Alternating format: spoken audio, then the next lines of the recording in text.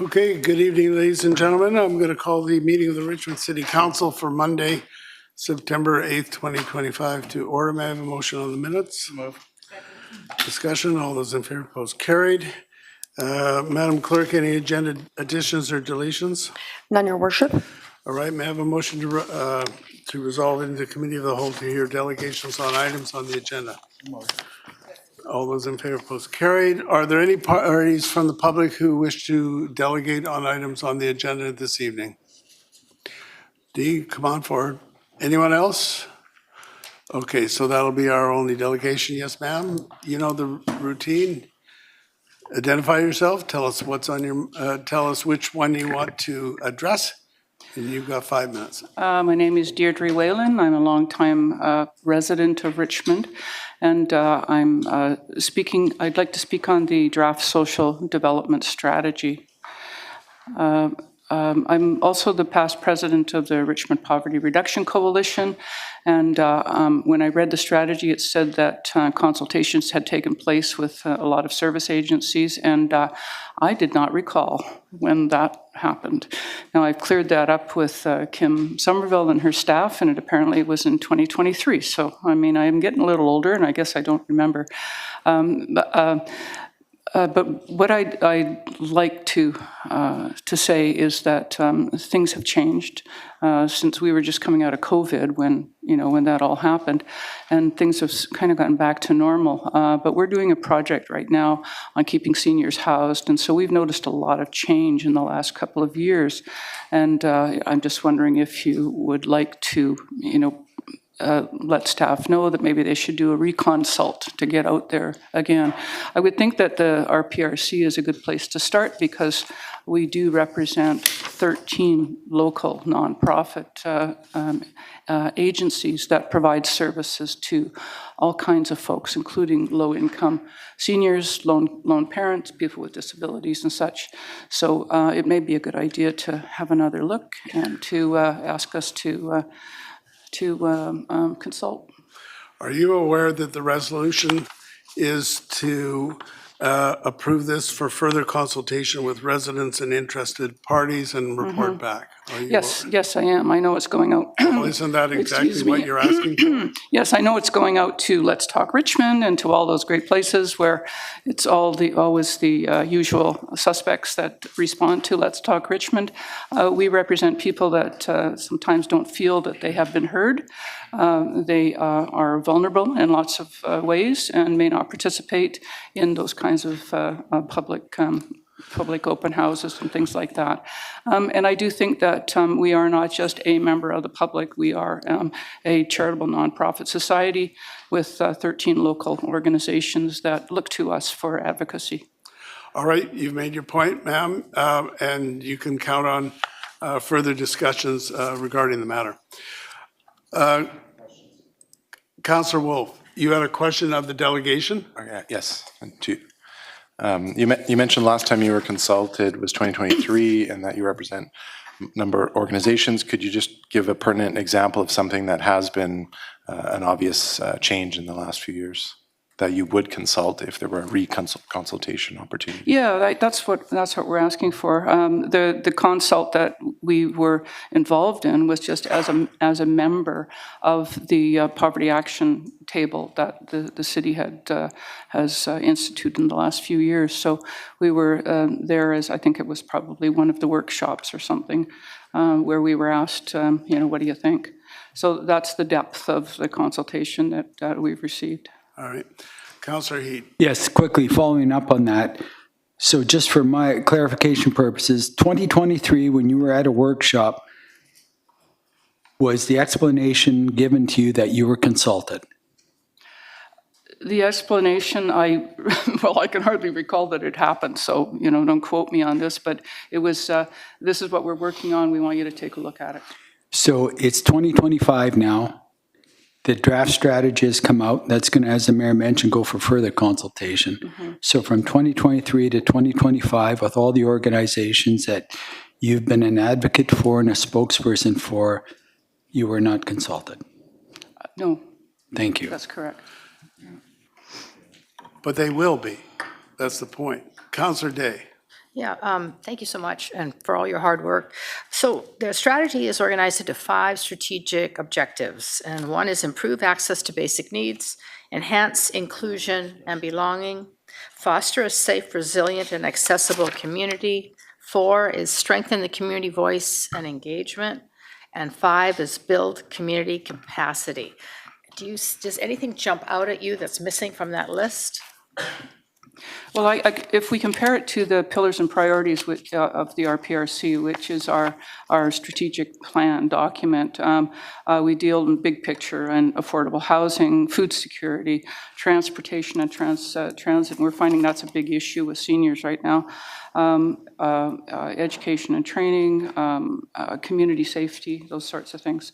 But what we aim for is that if the city is safe and accessible and affordable for low-income people, then it is also safe and accessible and affordable for everyone who lives in Richmond. So that's kind of what we aim for.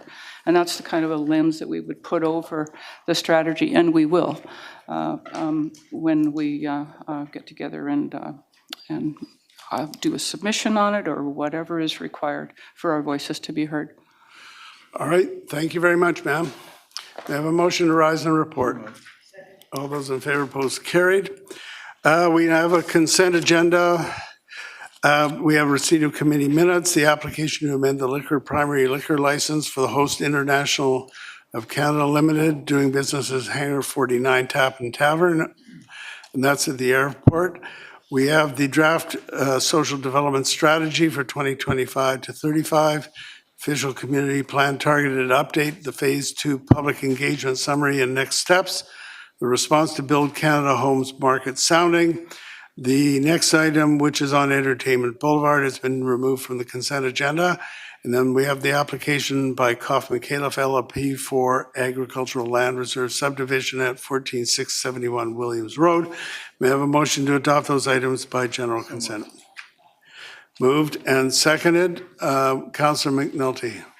Thanks very much, Your Worship. Just one item I want to speak to on the agenda. I'll support everything on it, and that is the social draft strategy. And I think what we have in front of us is an actually very, very good draft strategy to get us started along the way. As you well know, we hadn't done anything since 2013. And this document is more than just reading the executive summary. There's some extremely important concepts. The document is based on fact. It does project to the future, and it shows realistically where we're at right now. And I think it's very important to, I'm only going to highlight a few things, Your Worship. I read the document 3 times, and I'm going to read it more because I'm getting more and more information out of it. It deals with all levels and all peoples, and I would off the top, suggest in terms of further consultation, faith groups and individual cultural groups. I think that's missing. We keep thinking we deal with cultures, but we have 101 different culture groups in Richmond, 186 languages, and we're only talking to 2 of them. And I think you know what I mean. As it was outlined earlier, Your Worship, it has 5 strategic directions, which are good and solid. It has 66 priority actions, and it shows where we are in those priority actions. And to me, that's extremely important to see on it. And a very good summary on page GP 52, 53, it shows what we've already done. And that's something that we can build upon in terms of it.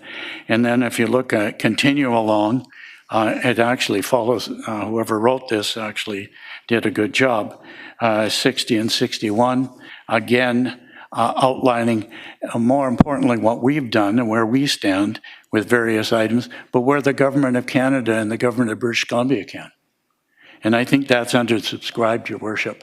As you well know, I'm glad we've got Canada, BC, and Richmond. So it comes down like this, you know, from Canada, BC, and now here's all of Richmond. And what we've developed and provided and continue to try to provide is extremely good. I wanted to focus also, we talk about housing and what have you, and I want to get to that. We can't keep forgetting the middle group in it, and there's more to do. And I said it's for the future, Your Worship. We have 241,000 now. In 2050, we're going to have 312,000. We need to talk about infrastructure. We need to talk about social development. But social development covers everything. And we need to start looking at that, not only in terms of demographics, but we've got to look at where we're going to put these people. And where are we going to cram them in? And that's it. And we look at demographics. I think it's important that we look at the family size. We keep saying, well, we've got to provide for families. Demographics don't show that families are a big thing. They show that two people are almost 50% of the population.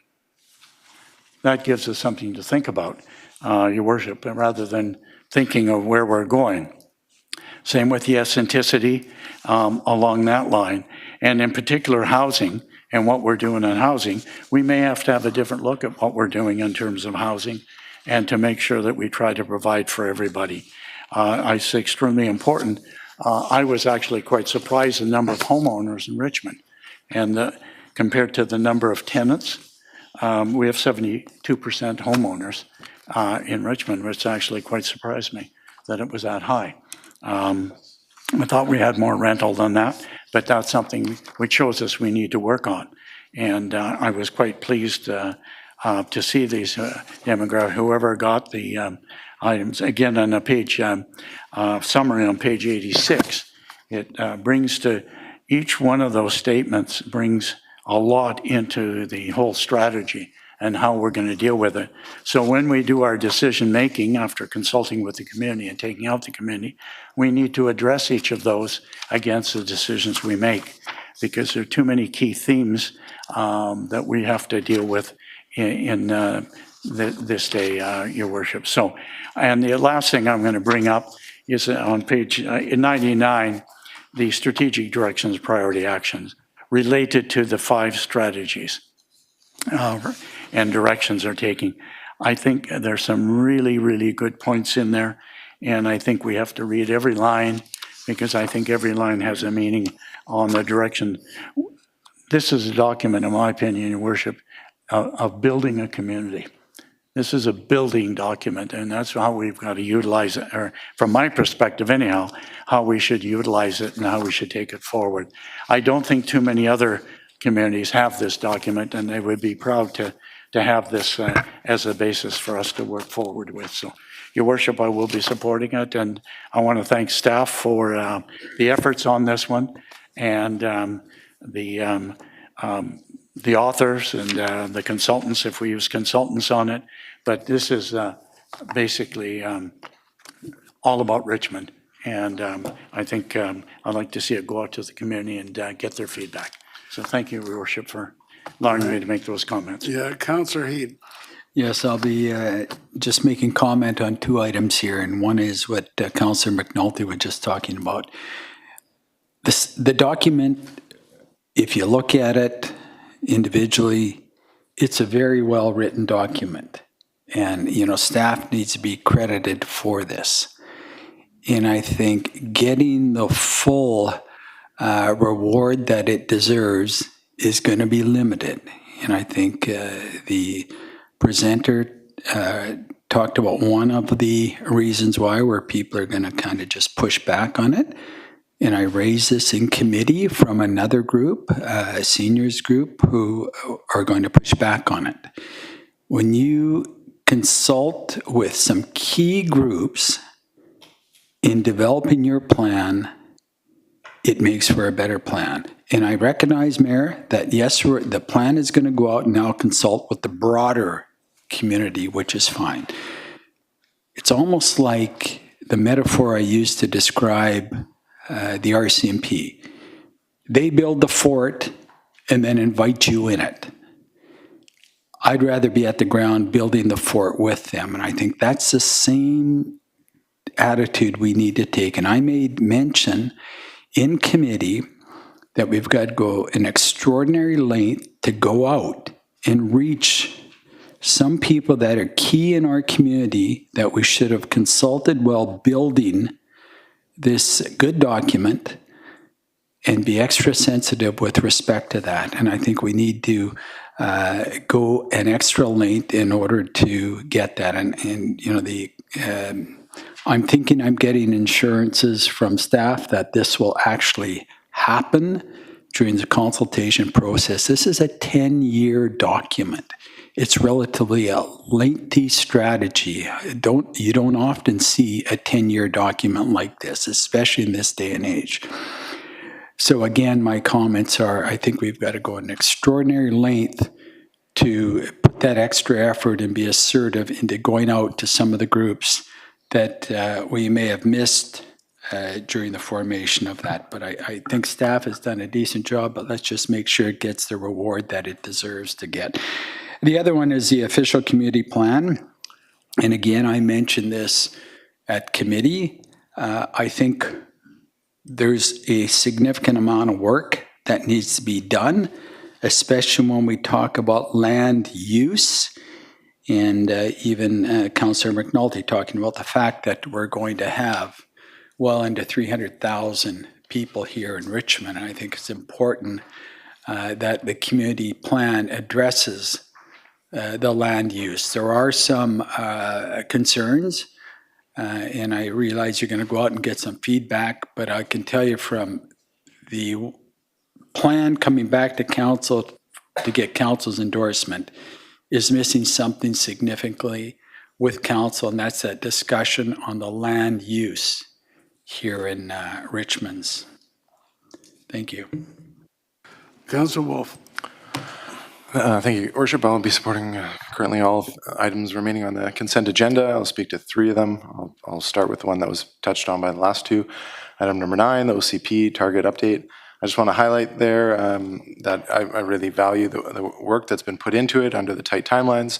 We're moving into the phase 6, final phase, and I really like the fact that we're including things that are not necessarily required yet. So we're actually going ahead, even with this type timeline, to include some implementation actions, especially ones that under the Let's Talk Richmond were flagged as receiving the highest level of agreement from participants under the Environmental Protection and Enhancement banner. And in doing so, staff have highlighted that they're going to be bringing forth implementation actions related to environmental policies. So I think that's a good kickstart for some necessary improvements, especially with what has already been reviewed and approved under the OCP plan program. Next two items I have questions of. I guess I'll go first to item number 12. That's the agricultural land reserve subdivision on Williams Road. In reading the report, it highlights a number of things were discussed at the development permit panel stage. I don't recall ever seeing the minutes from that highlighted this item, so I'm not sure if that's something staff can forward to us later, because it's not really included in the package. I know there are some attachments, like attachment 6, which show 3 different native plant species that are going to be planted. But when I read the report, it mentions that there was all this work done for environmental sensitive area compensation, and that there's going to be this future upland wetland located on this site at the entrance along the new Savage Road, and as well off-site at number 7 Road Canal. So I'm just curious, it sounds like this is all to be done in the future, but how well have we documented what that compensation really will entail? Has any of it started, and can staff provide any of that detail from the development permit panel phase? Thanks. Through your worship to Councillor Wolf, that development permit was issued a number of years ago. The compensation is being implemented in phases as the Richmond Industrial Centre builds out. So we have already seen some of the ecological restoration and compensation occur as part of some of the existing development that exists there, together with future improvements and enhancements as buildings proceed in accordance with the issued development permit. Okay, great. Is there a way that staff can just provide a quick, the minutes of that, or just to bump that up to our knowledge of? Yeah, through your worship to Councillor Wolf, I'd be happy to follow up with you on that. Okay, terrific, thank you. Thank you, Your Worship. The last item goes back to number 8, which relates to the delegation that we had. And I have a question to staff on this one. I'm not satisfied with the, on page 93, the list of Social Development Strategy Advisory Committee members. I personally would like to see the Richmond Poverty Reduction Coalition added to that list. But we are in the draft phase, so maybe in the final phase they will be added. I'm just curious if staff could comment on what direct ways that the coalition, as well as their 13 members, as well as other senior representatives, can contribute beyond what we've heard already. Let's Talk Richmond. What are going to be some other direct ways to target some of their thoughts on this? Through your worship to Councillor Wolf, the list of organizations that you referred to in Council 93 are the members of the Social Development Strategy Advisory Committee. So it's a steering committee that provides guidance on the development of the draft strategy. And just to let Council know about what were the initial engagement activities that were available. So aside from the survey, we did consult with numerous advisory committees, including the RCSAC, the Poverty Reduction and Prevention Table, REACT, the Community Homelessness Table, the Child Care Development Advisory Committee, the Accessibility Advisory Committee, Seniors Advisory Committee, the Richmond Communities, and the Richmond Children First. And in addition to that, we had focus groups with Richmond Family Place Refugee Program, the Richmond Mental Health and Consumer and Friends Peer Support Meeting, the Richmond Presbyterian Church Community Meal Program, the Seniors Wellness Connections, RCD, or Richmond Center for Disability Life Skills Program, and Touchstone Family Association, in addition to the Drop-In Center.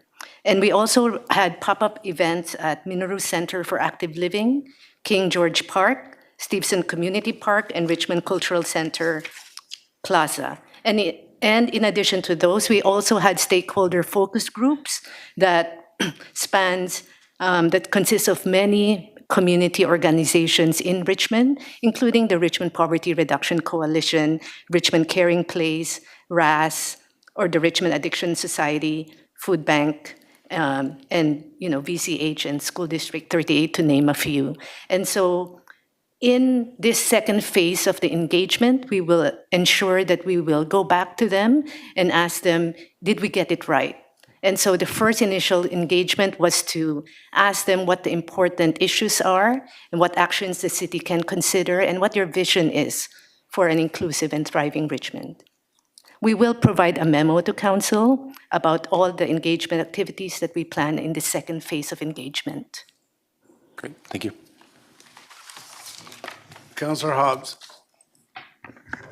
Thank you, and through the chair, I'll be supporting the consent agenda, and I'll just make a couple comments on one topic, and that's number 9, and that's the official community plan update. And phase 3 will be going out for more consultation. I just want to draw attention for people that might listen to this meeting to try and get out and participate in that consultation process. Staff have made great efforts to engage people through the process so far.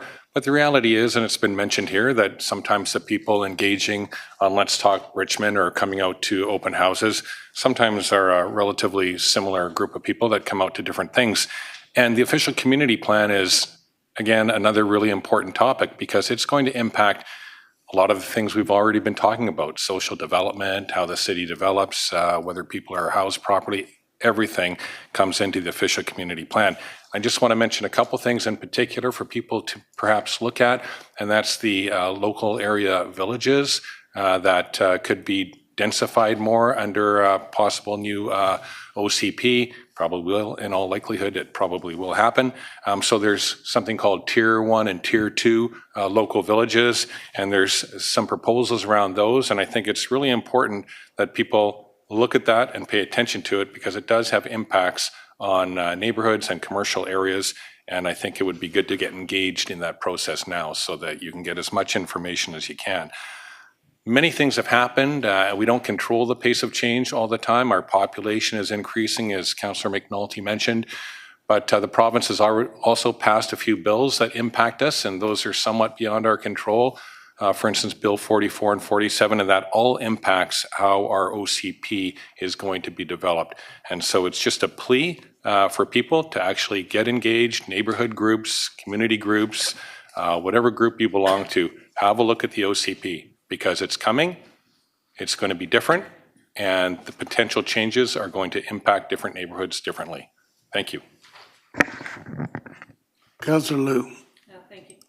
Thank you, Worship. I'll be supporting everything on tonight's consent agenda. I just wanted to make a couple of comments.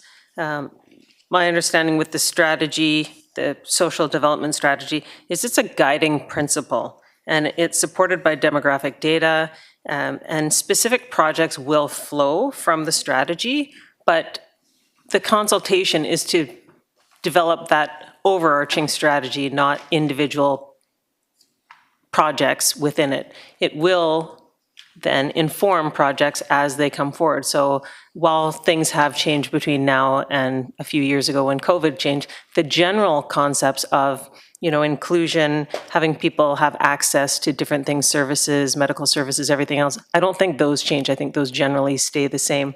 As the population either ages or the family composition changes, how those are delivered and how we put those together, those might change, whether we put in another senior center or whether we build more schools or something different. Those are sort of the nitty-gritty of how it all fleshes out. So I think we're on a good path for this. We have a number of strategies that define how we do things in the city, and I think that we've done a good job of putting them together, and I hope people get involved with it because it is going to public consultation, so you will have an opportunity to give more feedback if you care.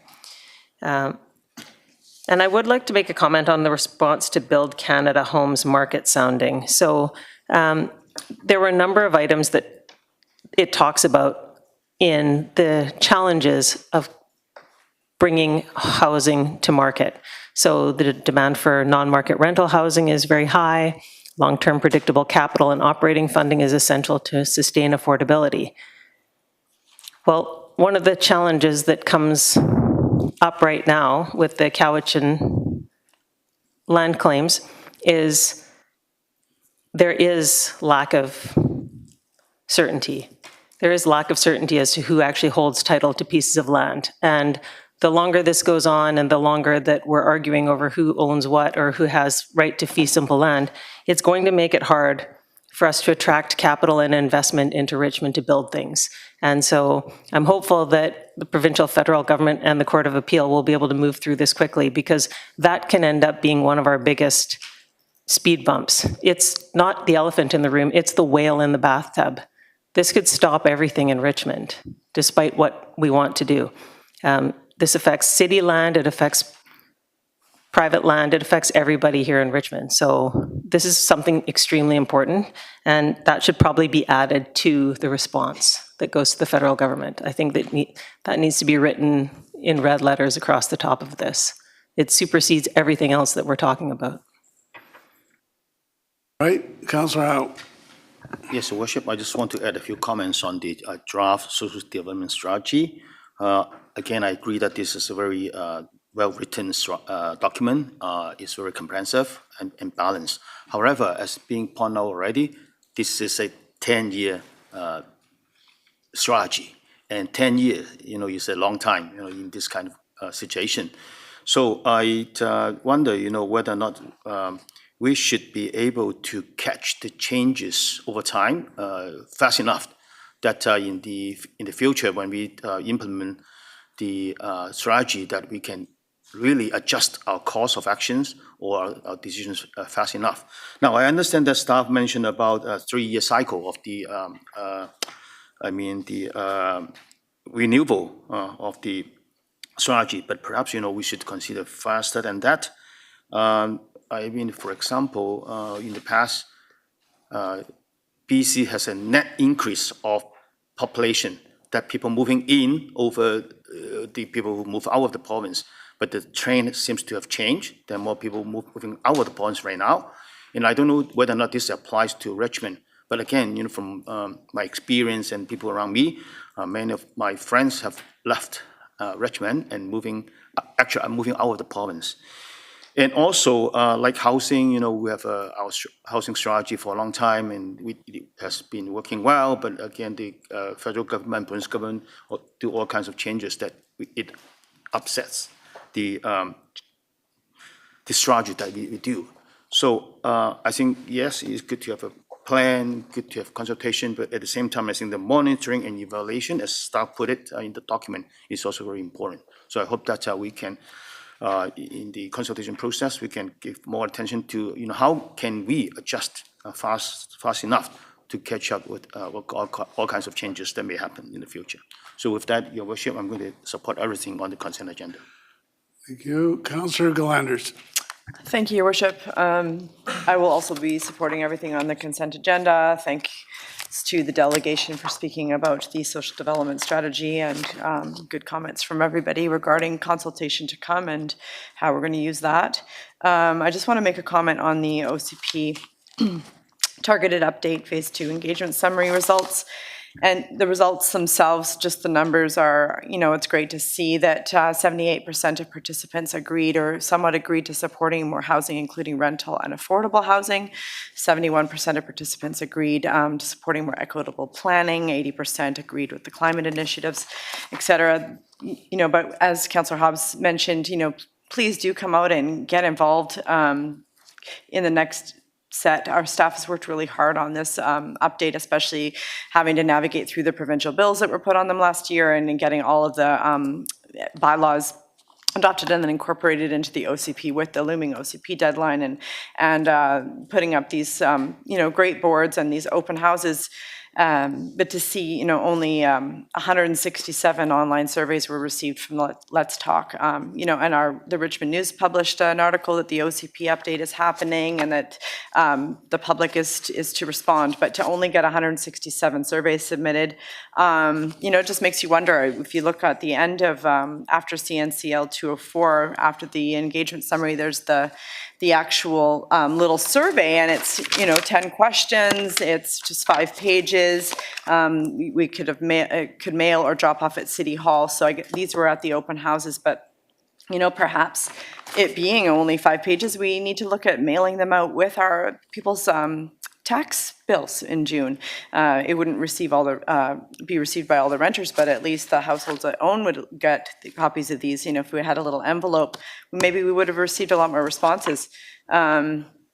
So we need to look at that and how we're getting people to engage. But it is a really important thing, and the deadline is coming up, and we've got a good framework going. So more to come on that. And thanks again to staff for their hard work on it. And that's all. Councillor Day. Thank you very much, Mayor Brody. So the consent agenda is very varied today. It's a good read for anybody who wants to learn what's really going on in the city. Number 7 on the agenda is Hangar 49 Tappan Tavern. This is going to be located at the old airport. And because of renovations, they had to move, and now they're back into a larger location. So they're actually going to increase the size of their capacity to 210 people. So initially I was a little concerned, but asked staff and the public will not be able to enter this facility. It'll be for people that are going to get on an airplane, have gone through security, and are on the other side of the line, so to speak. So security staff and RCMP will handle any issues, not our bylaw officers, because they won't be permitted to go through to that side. Number 8, as we had a speaker come out and talk about the draft social development strategy, I read out the 5 strategic plans, and I was also concerned that there wasn't very many groups involved, but thank you to staff for clearing that up for me. It sounds like there will be lots of opportunity for various groups to be engaged in the process, so I'm happy to hear about that. Number 9 is the official community plan. This is the most important thing on the agenda. It's how we will be zoning land and how we will be moving forward. And whenever people say, oh, it's too crowded here, or it's too busy there, or there's not enough buses, this is important. We had 167 responses, as Councillor Galanders stated, on the survey. 167 out of 230,000 people. And the survey is really quite simple. For instance, question number 1 says, I like these proposed OCP updates supporting a network of walkable, transit-oriented urban villages. It's a simple question. Number 2, I like these proposed OCP updates supporting more housing, including rental and affordable housing. Well, by fall 2025, that's pretty much now, we're going to be considering this at a public hearing. So I encourage everybody to fill out the survey and tell us what you think, because once we've approved it, we're going to move forward with it. So I hope that people make the effort to fill out that survey. Number 12 is the subdivision. So whenever I see an agricultural land reserve subdivision, I put on the panic button. What does that mean? Well, in this case, it's connecting Triangle Road to another road called Pearson Road. The old dump location on Triangle is going to be a very large industrial complex, and it's already being developed on the Blundell side, and that's the only way to get there. So by connecting the road, we'll give better accessibility, but it's only for buses, transit, city workers, and so on. It won't be for the public. So how big is it going to be? It's a 10-meter wide road, and it'll be called Savage Road, and it's on the far east side of this agricultural land. So I don't have a problem with it, given that I learned more about it. That's not the consent agenda. Sorry, that's it for me. Thank you. All right, on the consent agenda, I'll call the question. All those in favor? Aye. Any opposed? That is carried. So there's one item taken off the consent agenda, and that is number 11 for Entertainment Boulevard. We'll go to the Chair of the Planning Committee, Councillor McNulty, to introduce. Thank you, Worship. This particular one is an application by Orion Construction for rezoning a portion of 14111 Entertainment Boulevard from entertainment and athletics, which is a CEA zone, to commercial and light industrial, which will be a ZC56, a Riverport Fraser land zone. And before I start, Your Worship, this particular one fits within the OCP, also fits within the Riverport Fraser land zone, and it should be introduced, and there's no reason for it, but not being introduced. It is to subdivide property there into 3 lots, which will allow the building of a hotel, which is consistent. We already have one out there, and that's consistent with the OCP, as well as an industrial building, which actually adds to our industrial inventory, which fits in quite nicely with that. And the vehicle access will come from number 6 Road. And historically, Your Worship, a number of years ago, across the street where that property is, it's not rezoned yet, but I think it's owned, was to be putting in an industrial building out there.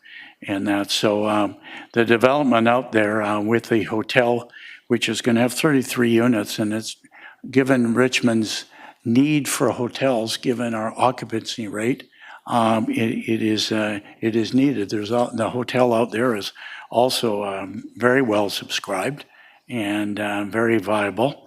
And the fact that we will get industrial building as well right in the area of Lot 2. There will still be 600 parking stalls, which will allow lots of parking for that. Very often, this particular lot is empty, even when the best movies are shown at Riverport. It is still usually empty, and on weekends it's definitely empty. So here's some good use for it. So with that, Your Worship, I will move first reading. Put it on the floor. Yeah, okay, so it's now on the floor, moved and seconded. Councillor Galanders. Yeah, thank you, Your Worship. I took it off the consent agenda for a number of reasons. I don't know why we move and second things right when there should be a discussion. I learned at LGLA, if you've moved and seconded it before the discussion, then you're not really consulting with everybody. But anyway, so my issue with this is a number of things. So first of all, the Richmond Ice Center is the only multi-rink. We've got 2 rinks at Minaroo, but this is the only 6-rink in Richmond where we have tournaments. When there are hockey tournaments there, there's overflow parking into this area, campers, that hotel is booked solid. We absolutely do need the other hotel, and I like the idea of the hotel on the lot for sure. When you drive into Burnaby, to the Harry Jerome Center, you've got this big, beautiful facility on the one side, and on the other side of the road, there's a whole other facility, and it's like an athletic center, and we really don't have that in Richmond, and this is already zoned entertainment and athletics, and people complain all the time about the Richmond Ice Center, just the way it was set up with these narrow little hallways. There's nowhere to gather and have a good tournament indoors. It's really crowded. I could just see another athletic facility taking place in the spot where this industrial building is going to be. I mean, who's going to pay for it? Maybe not. These developers don't want to build that. Perhaps they don't want to sell it. But right now, it's zoned entertainment and athletics. We've just talked about how our population is going to grow by almost 100,000. So we're going to need more athletic facilities, especially in East Richmond, which is so underserved. And if you look at the diagrams, and starting on right on CNCL 247. So on the left side of that, where there's that row of parking all the way up and down, on the left where it's off the page, that's where the ice center is, and then the hotel is would be the bottom left corner of this, the existing hotel. And so then you're going to have right across the street this massive industrial building beside a movie theater, and then you're going to have a hotel on the other side of it. So when people come and they book hotels and you've got this tournament going on, people are out in the parking lot with their barbecues and this and that. You've got everybody disjointed with a hotel on one side, a massive industrial building, and a hotel on the other side. I think it's going to look really weird going down the road in Richmond that this was sort of our athletic entertainment hub, and we've got this huge industrial building in the middle of it. It just doesn't make any sense to me. Obviously, people want to be able to make some money on their property that they own, but to give an upzoning to industrial when it's already zoned entertainment and athletic, maybe if that is what's in the OCP, we needed to relook at that because we need more athletic facilities. The other thing about it that really caught me off guard is if you look at the tree detail, the tree removal detail, they managed to find, there's practically no trees on this entire parking lot, but they're removing 58 of them, and they're all the ones that are, again, if you just stay on CNCL 247, it doesn't show it, but on the very left side, that little green line that goes all the way up, that's all the mature trees that are between those little parking spots and the ice center. And so it provides shade and in the summer, and people sit under the trees, and when there's other things going on at the ice center, and it seems really invasive to me that they would have to remove all the trees on the other side of that parking, which is on that roadway to the ice center, to build the building here in the middle of the parking lot. It just seems like overkill. It seems too big. And the really big concerns to me is just how Steveston Highway is so small on that side of the highway here on the east side, that it's just one lane in either direction. It's always backed up. If there's anything going on at Richmond Country Farms, the Pumpkin Patch, the Sunflower Festival, etc., you're backed up for minimum 20, 30 minutes to try to get out of there after a hockey game. So everybody's going down 6th Road, which is also only one lane with a ditch on one side, and then having to go down Blundell or wherever else they're going, wherever else they live. And it's really difficult to get in and out of the ice center. So this is our only place where we are hosting sports teams from all over the province to come on roads that they can't get to it. You got this massive industrial building in the middle of the hotels, and I think we can do better. I would love it if we could refer back this to staff to look at, can we rezone, can we move forward with the application to rezone the Lot 3 for the hotel and have another look at the Lot 2 portion for the industrial building?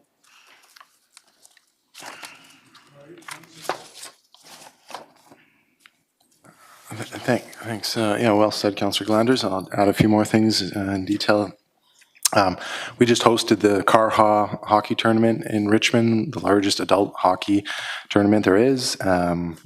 Part of the reason we got that was because we had this facility that I think is really going to be handcuffed if this development proposal were to go forward. I've played ice hockey in Richmond every week of my life since I was 5 years old, and not just one day a week. On weekends, I've seen this parking lot utilized extensively.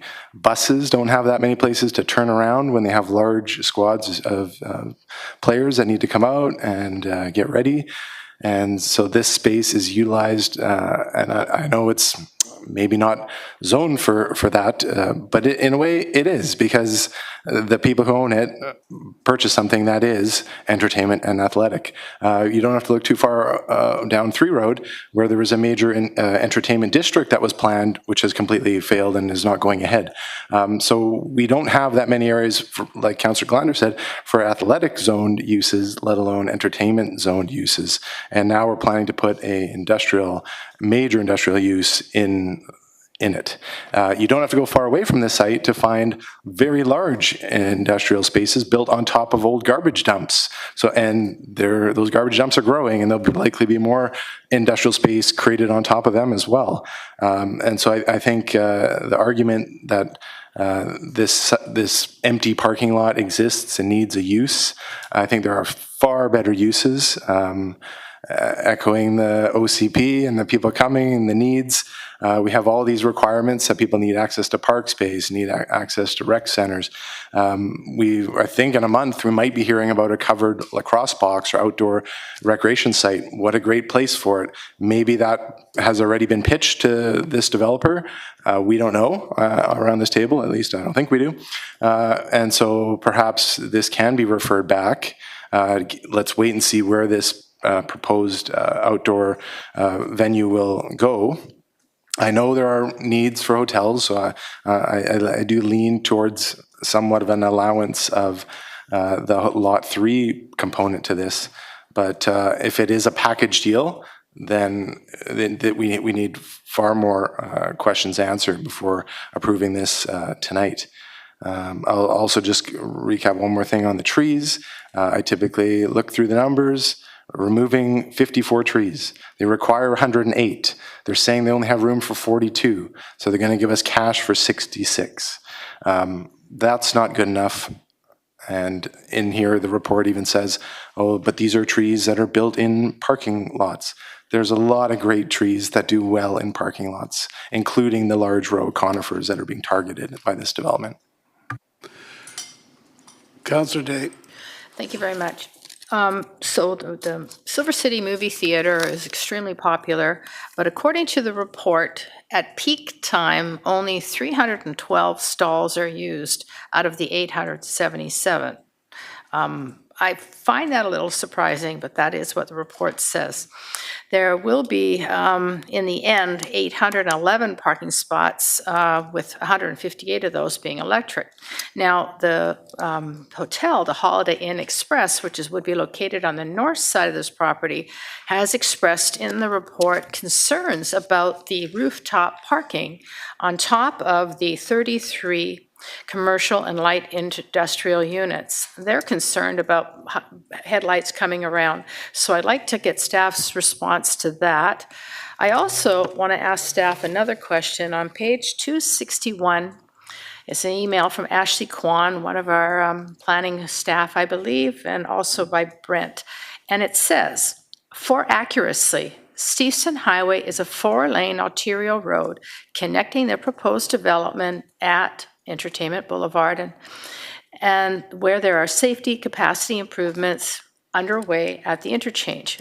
But I just drove it before I came here tonight, and it's not, a 4-lane all the way. It narrows to 2-lane. So could staff explain why the email to a lady named Martha states that when in fact it doesn't? All right, you've got 2 questions, please.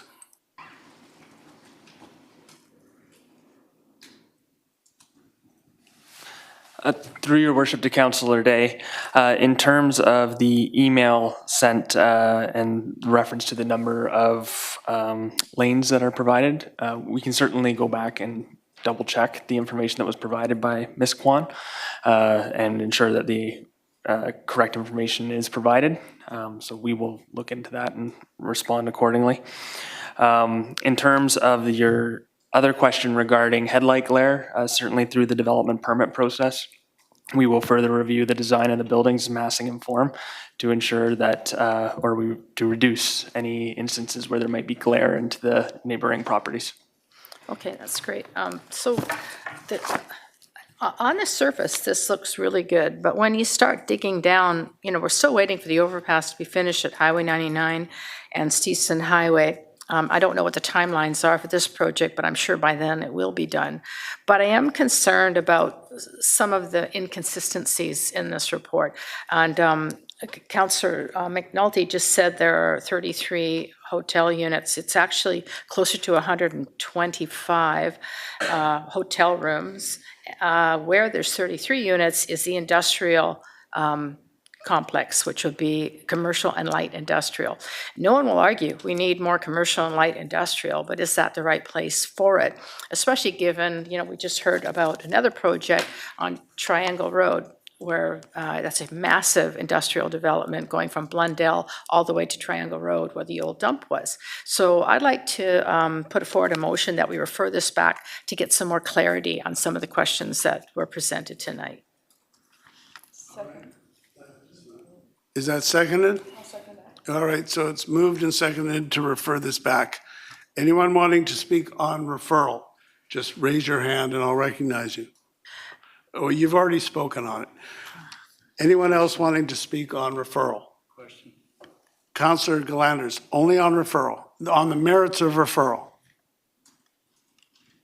Yeah, I think a lot of good questions were brought up, needing clarity. I think that the points that I made about this being an athletic area, an entertainment area, and the building not fitting and being too large, and the traffic concerns on Stevenson Highway are all merits of referral. I think we need to look at all of those things.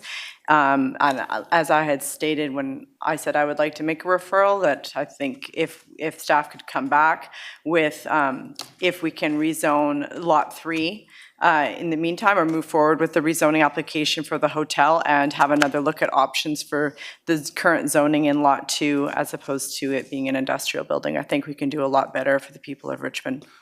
All right, I'm going to call the question on the referral. All those in favor?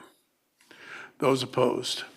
So that is defeated with Councillor McNulty, Liu, Hobbs, Heed, and the mayor opposed. Councillor Au on the main motion. Yes, Your Worship.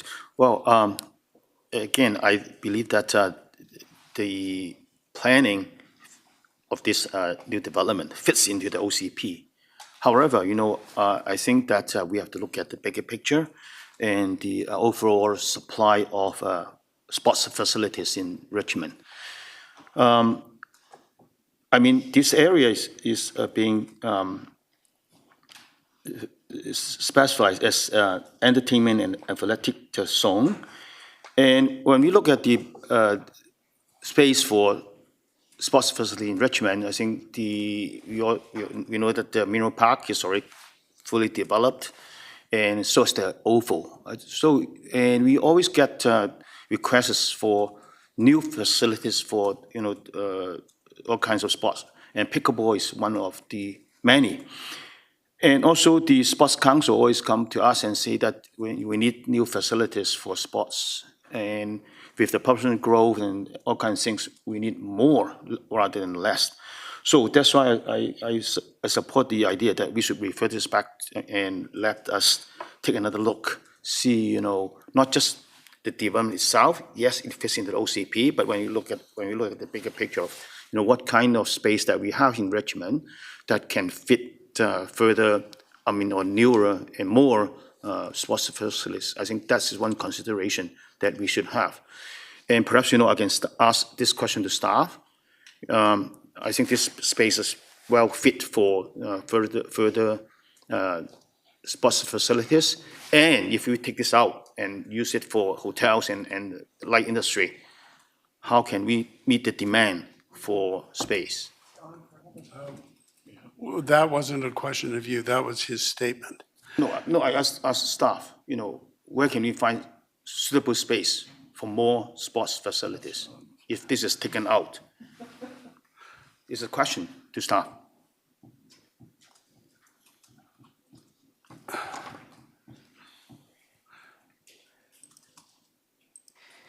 Through your worship to Councillor Al, it's a difficult question to answer specifically, but what I can say is about the proposed development, while it is a light industrial and commercial use, there are a wide range of light industrial uses that are proposed. One of the permitted uses would be indoor and outdoor recreation. All right, Councillor Day, you have already spoken. A question on procedure. Is there any way we can break this up and approve the hotel and No. No, all or nothing? The motion is on the floor. It's not divisible. Councillor Galanders, you have also spoken. Do you have a question? Yeah, I have a question of staff. For community amenities, normally if we're doing a rezoning, would there not be a requirement for some sort of an amenity to the city? So is it possible to include a portion of the industrial site for like an event center that could be used by the ice center or something that could be, is that part of it? Through your worship to Councillor Galanders, this area is not subject to any density bonusing, where the applicant would be required to provide any facilities or contributions to city facilities as a result of the rezoning of the property. However, through the application, there are contributions to public art as part of the benefits that are being received as part of the rezoning application. All right. All right. All right, with that, we're going to call the question on the main motion. All those in favor? Those opposed?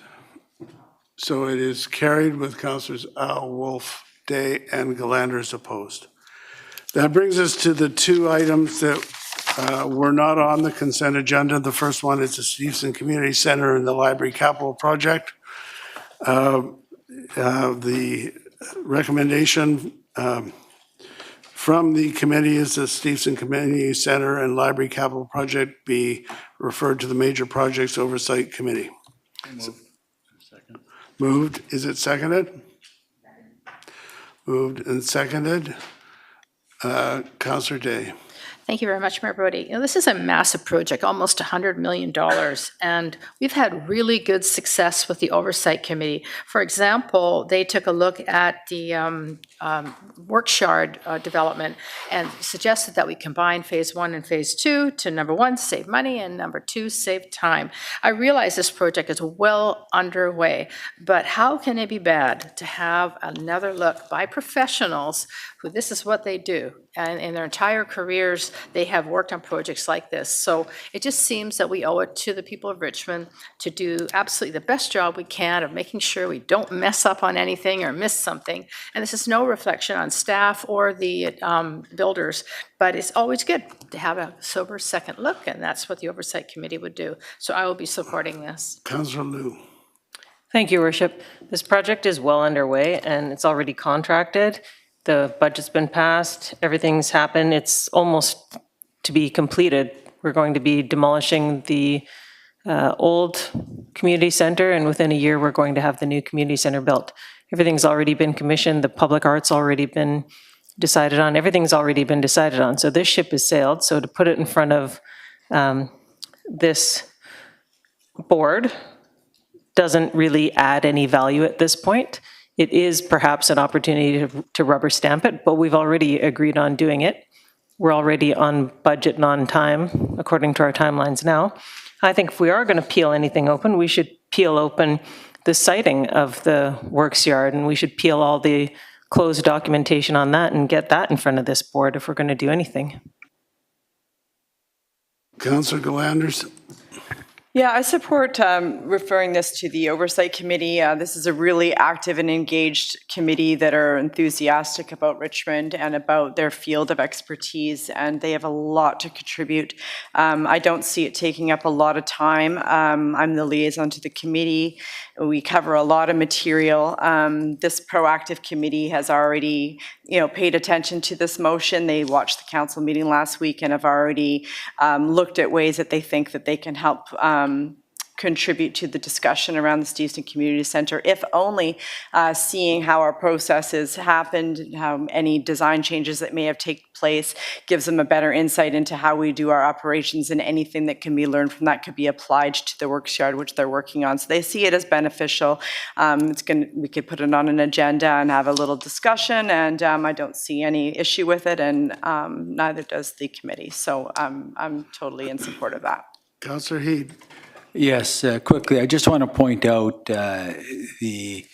what Councillor Liu talked about. The works yard's on its way. Council made a decision with respect to the location of the works yard. Council's made decisions with respect to phasing this in. It's already done and on its way. So when you make a comment with respect to going back to square one and decide where we're going to put this works yard, you recall, Councillor Liu, we had a lengthy discussion with respect to that works yard, and that was passed. The motion was passed by council, and it's on its way. So I just don't buy the argument with respect to the community center. I'd agree with Councillor Day and Councillor Glanders, where in fact, if we have the oversight committee, which is a qualified committee, there as just an assistance and to review it and to maybe have that other, second, third, fourth set of eyes on it, I think it's worthwhile. And I think there's a value to it, and there's very little downside to it. This project has already been designed. The contracts, which are fixed price contracts, are out. They are signed. The risk has been transferred to the contractors. I think that we're adding bureaucracy, and I think we're adding cost to the project. I'm not going to support it. And I am going to call the question. All those in favor? Those opposed? Sorry, let's do that again. All those in favor? Those opposed? Okay, so that's carried with Councillors Au, Liu, Hobbs, and the mayor opposed. Then we have the proposed development cost charges program and the amenity cost charges program. So you can see the full text of the resolutions and recommendations on the agenda. It's that we're Finance Committee recommended option 2 for the development cost charges program as set out in the report. And secondly, that the amenity cost charges program as presented, all of those would be established and approved. So I will so move. Okay, so that is moved and seconded. The issue of development cost charges is a very complex one. It is basically looking at your growth and the infrastructure that's going to be required and how you're going to pay for that over time. And to the extent that we have development cost charges, there's very complex formulas as to how they derive and what is included and the procedures. But for the DCC programs, you've got roads, drainage, park acquisition, park development, sanitary, sewer, and water that are appropriate for the development cost charges. And the amenity cost charges, that's something kind of new, where that's a contribution by the development community and ultimately the homeowner to the library, community centers, performing arts space, and childcare centers.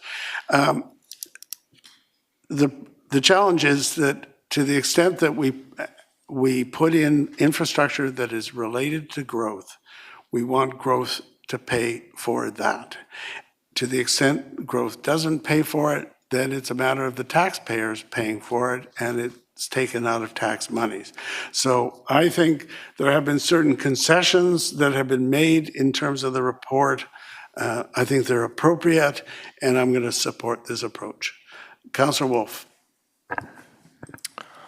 Thank you, Your Worship. At committee, I spoke quite critical of the option that was presented, although I did support it to bring it to this stage in hopes that we would get some more information. And we did. We got a very valuable memo that I think if we've read it and we understand what's shown in this new memo that the public doesn't have access to, the public has access to pages 336 and 341 of our council package, which shows a whole bunch of colorful bar graphs like this. And what's valuable, I think, in this memo is it shows all three options. So option one is to do a rate freeze and don't up the DCC or ACC.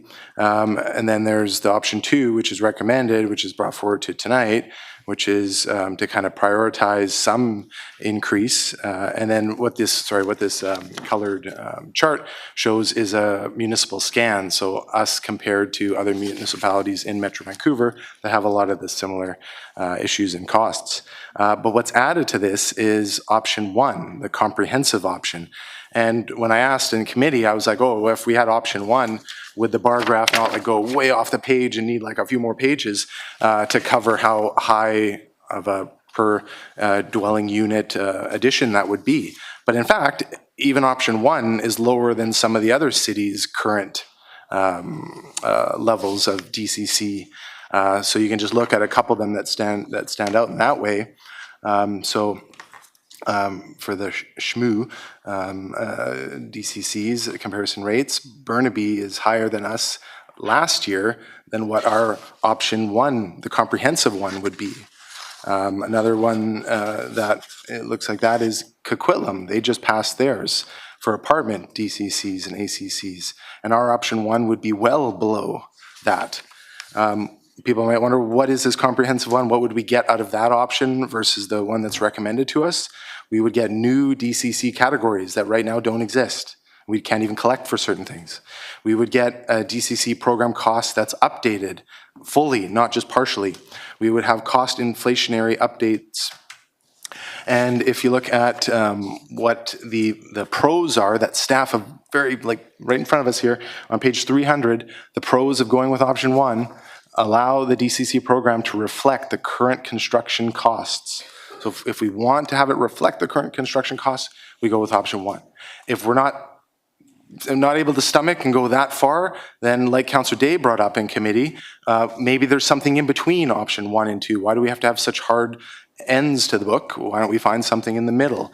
And then the other real benefit of going with option one is it supports accurate cost recovery and fairness to ensure growth pays for growth. This avoids, like the mayor just said, shifting the cost of growth to the existing population, the tax burden. So I will not be supporting option two. I will support option one.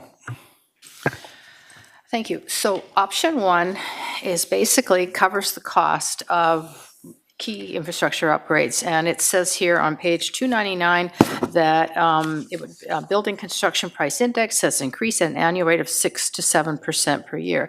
Option two is to go with the consumer price index, which is 2 to 3% a year. And what concerns me is that if you look at the chart on 300 and the text on 299, on 299 it says capital costs of eligible facilities will continue to be borne by the existing population and could lead to the shifting of cost growth to the existing population. On page 300, it says that it could lead to the cost of growth related to expenditures to existing populations. I think that growth should pay for growth, and so I would rather prefer this back to maybe get more clarity. Maybe I'm getting this wrong, but from my perspective, there's no way that the average homeowner should have to pay for necessary upgrades to infrastructure. So I would suggest that option one is a better option, but I would entertain a motion to refer it back to maybe get more clarity and maybe tweak it a little bit. But no matter what, I won't be supporting it if option two is the only option on the table tonight. Are you making a motion to refer? I would like to make a motion to refer it back, to see if we can find a Is happy. it seconded? Okay, does someone want to talk about the motion to refer? On the motion to refer, Councillor McNulty? I'm opposed to. Just a minute, you're talking about the motion, so it's on the merits of referral? I'm opposed to referring it back because council members should know what the DCCs actually do and why they're doing it. I would support referral if I knew that council would make the developers not raise the price of the homes with the DCC and reduce the price of the homes. But they don't. They put it in their pocket. And obviously, to refer it back, we're going to keep adding to the pocket, and the poor taxpayer who buys a home is going to buy it, is going to pay for it. The DCCs only pay 38%, and the general population pays the rest of it, you and me, for newcomers to come into the community.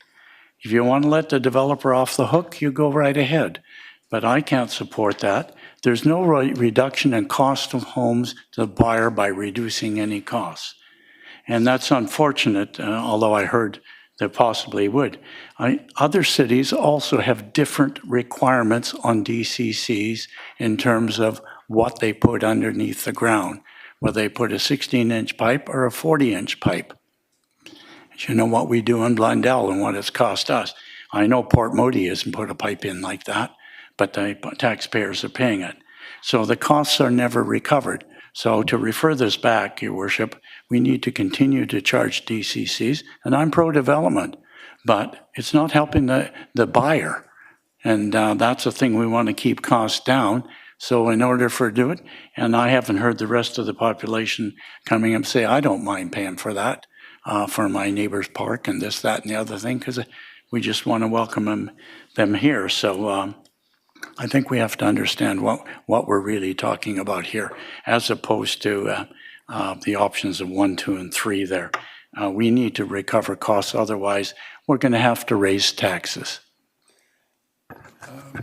On On the merits merits referral, of yes. So the one thing that hasn't been brought up in the discussion yet is one bar that sets Richmond aside from all the others, and it's the drainage and diking. So other municipalities don't have to deal with that large component of it, and therefore we probably should be asking for more because we have a large cost that others do not have to bear. And so that's why it needs to be factored in that we are maybe closer to the higher end overall compared to the others. Councillor Glanders. Thank you, Your Worship. I'm not going to support the referral. At a different time, I might.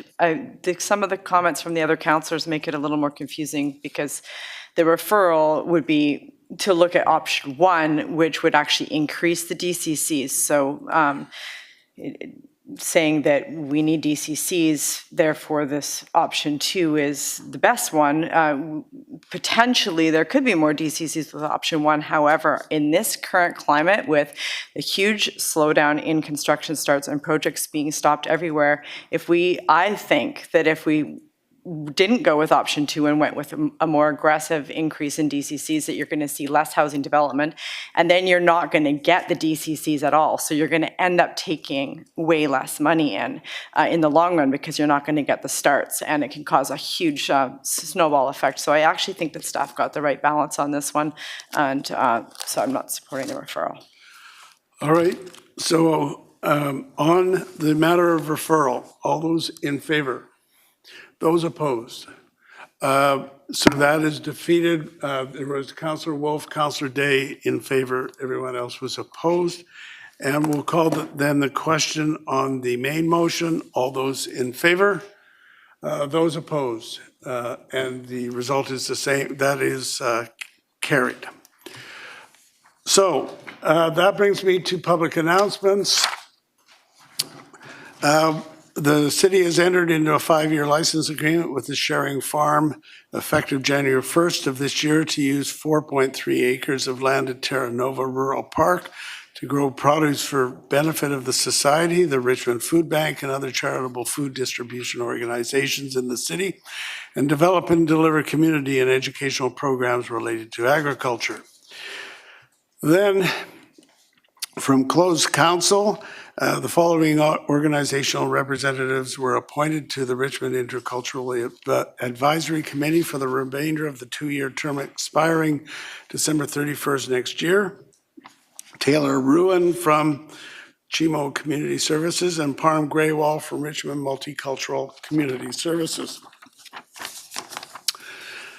Then to more general matters, we have the annual tree sale. It's the 4th annual, and from now until October 3rd, residents can purchase up to 2 nursery-grown trees at a discounted rate of only $15 each to add to the Richmond Urban Forest.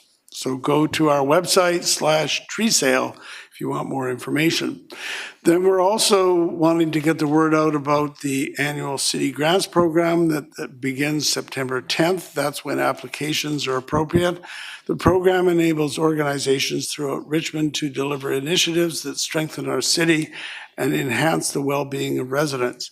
The grants fall under 5 categories: arts and culture, childcare, health, social, and safety, parks, recreational and community events, as well as environmental enhancement and food security. So the deadline to note is October 15th. So for details, again, go to the city website.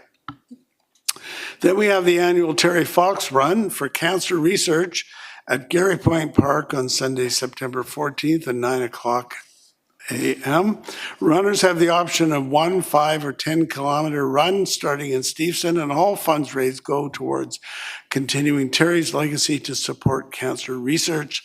So if you want more information on that, go to terryfox.org. And finally, we have Culture Days.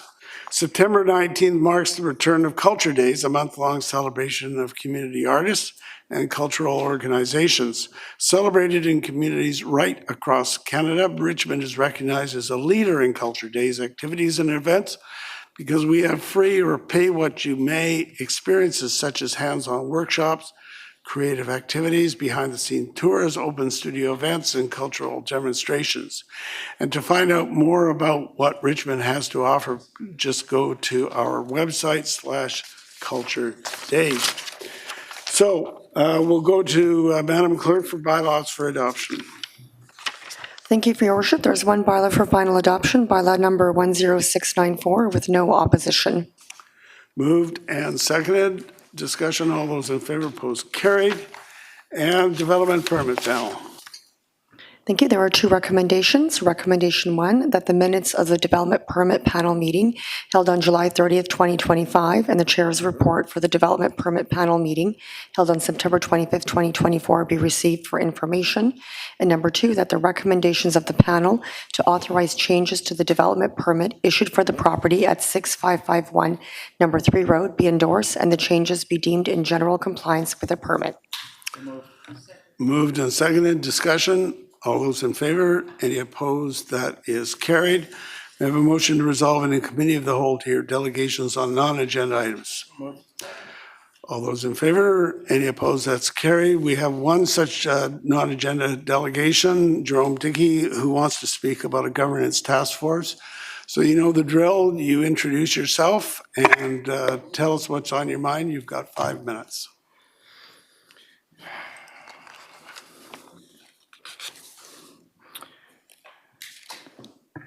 Thank you, Mayor and Council, for providing me this time this evening. Jerome Dickey, 9280 Glen Allen Drive, Richmond.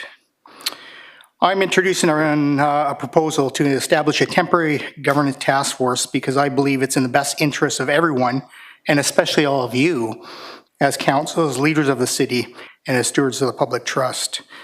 The reality is that the gift card scandal and the Olympic Oval forensic audit have damaged confidence in your governance. Residents are asking, if this could go unnoticed for years, can we trust the city's financial statements? Can we trust council oversight? Whether you personally had a role in these issues or not, the public looks to all of you collectively for accountability. If you do not act decisively, you risk being seen as passive or indifferent at a time when leadership is most needed. Why will this motion help Council? Well, the governance task force is not about blame. It's about protecting council's credibility and showing residents you're serious about solutions. It demonstrates that council is proactive, not simply waiting for audit results. It gives you a structured process to identify gaps in oversight and transparency before further problems emerge. It strengthens council's collective position by showing residents you're united in prioritizing accountability. It comes at minimal cost to taxpayers, relying on existing staff capacity and volunteer or low-cost governance experts. In other words, this motion is not a risk to council, it's a safeguard for council. Why a task force? The city already relies on advisory committees on a wide range of issues.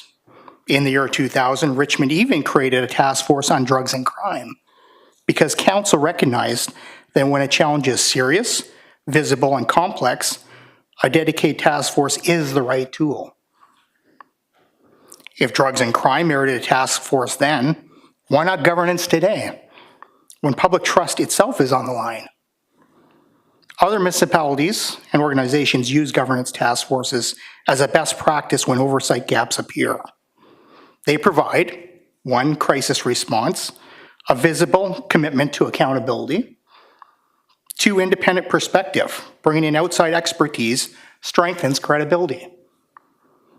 Three, capacity building, giving council and staff the training to govern more effectively.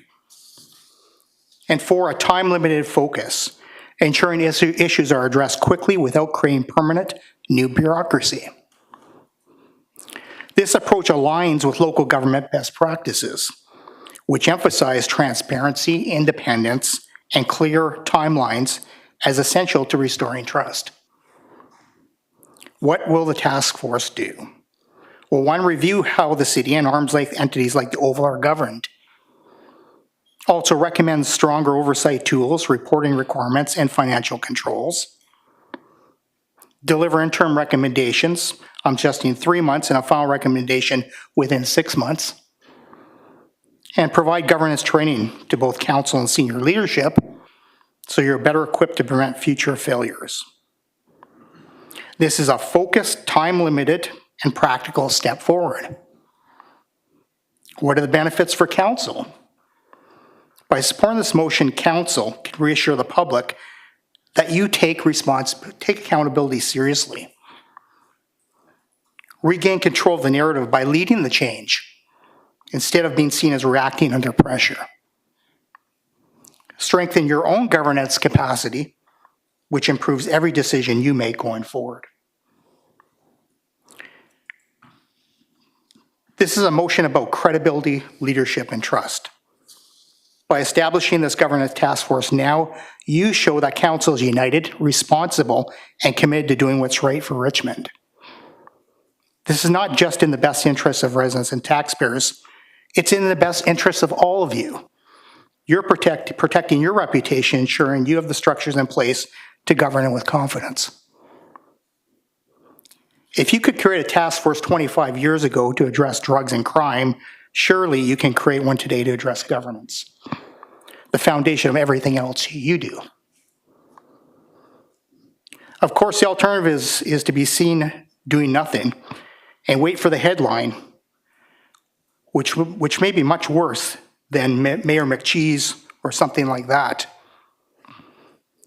Thank you. Councillor Galanders, you have a question.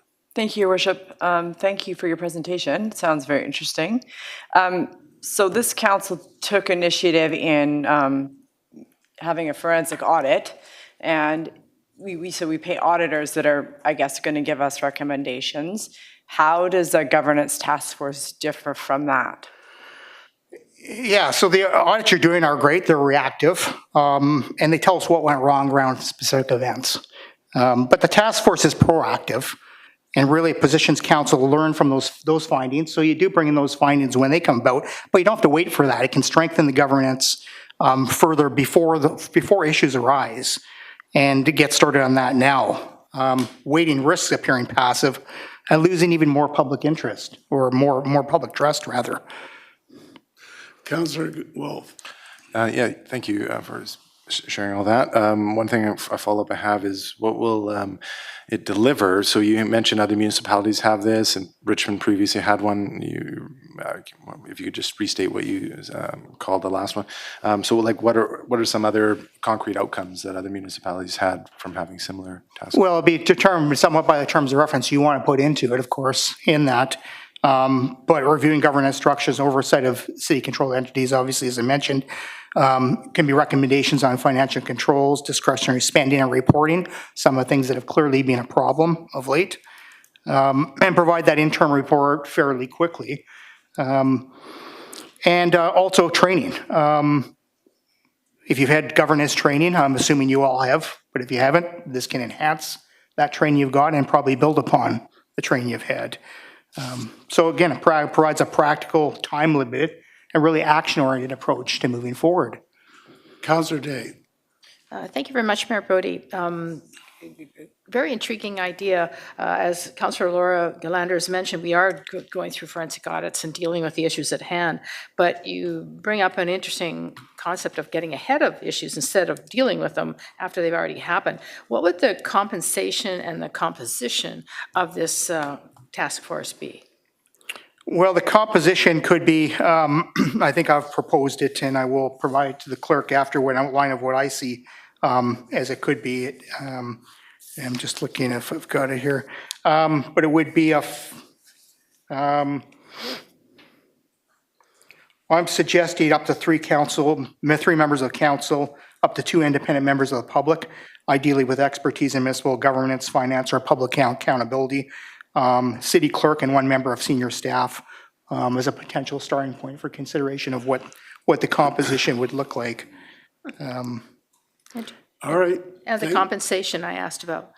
Well, compensation, I think, would be based on the staff. Again, I'm looking at more for, I think it was mentioned earlier, you know, how many people we've got in the city here. There's a lot of people who would volunteer to be part of helping the city. We've got a lot of professionals out there, I'm quite sure, who would be willing to step up and be part of this task force to help out at minimal to no cost, maybe an honorarium or something. Just a minute, we will excuse the delegation. Thank you, sir. What exactly is your motion? I'd like to refer this to staff because I think it'd be interesting to hear about other cities who have had a governance task force and what kind of success they've had or not, because I'm thinking how well we're doing already. So you're making a motion to refer. Is it seconded? Second. So that's moved and seconded. Go ahead. Okay, so we've been really happy with the major, the other one, you know, the oversight committee. And we've been really successful with our new, you know, $500,000 this year, plus brought in over $10 million in GOT funding. So it's pretty obvious that there's some very talented volunteers out there. And given that the cost of it is minimal, and I think this would be a brilliant thing to move forward with and see if we can better govern, number one, and second of all, maybe avoid situations such as the 2 independent audits that we've had to go through with gift cards and the ovals. So I think we've got nothing to lose. Let's look at it. The example that's been given is that of the gift cards, which has been a very thorny, unsatisfactory problem, one that we've all been very upset about. But when you look at that, using that example, you've got policies and procedures which fell down. You've got external auditors which gave us a clean audit notwithstanding the situation. We have internal auditors. We've had forensic audits. So when you take a look at that, I think that this council has done quite a lot to try and address this situation. And I'm not sure that I see how a governance task force is going to assist us all that much. We'll go to Councillor Heed in just a minute. There you go. Thank you, Mayor. Could I just get clarification on what the referral is? The referral is just for staff to look at this, get some comparison to what others are doing, and then come back to council. Is that what I'm hearing? That was what the motion was. Oh, okay. Question on the motion. Okay, than on that. all right. So- Specific, right?